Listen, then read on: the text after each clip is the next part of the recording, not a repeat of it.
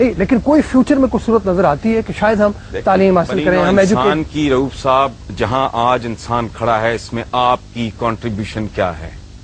آپ سے مراد میری, ہم سب کی 1 ارب 40 کروڑ مسلمانوں کی کنٹریبیوشن کیا ہے؟ یہ ایک پیمپر نہیں دے سکے بنی نوع انسان کو, یہ بال پوائنٹ نہیں دے سکے, یہ گاڑی کی ونڈ سکرین صاف کرنے والا وائپر نہیں دے سکے. 56-57 اتنے لگ بھگ مسلمان ملک ہیں, ایک میں بھی جمہوریت نہیں ہے, ڈوب مرو.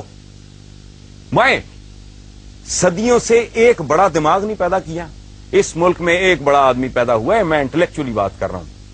یہ ملک ہے سب کا ہے, جناح صاحب کے سٹیٹمنٹس ریکارڈ پہ ہیں کہ ہندو اپنی جگہ, فلاں اپنی جگہ, اس کو آپ جو بھی لیبل لگائیں, ڈاکٹر عبدالسلام اس کو انہوں نے ٹھڈے مار کے اس ملک سے باہر نکال دی. صدیوں سے ایک بڑا آدمی آپ نے پیدا نہیں کیا. اوقات یہ ہے کہ ایک ایوریج لیول کا, ایک عام سطح کا دانشور بات کرتا ہے کلیش آف سیولائزیشن, یہ اس کو سر پہ بٹھا لیتے ہیں اور پوری دنیا ڈیبیٹ پہ شروع ہو جاتی ہے.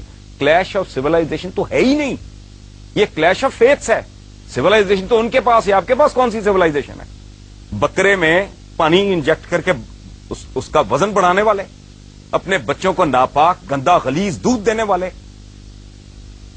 لائف سیونگ ڈرگز میں ملاوٹ کرنے والے, جعلی دوائیاں بنانے والے.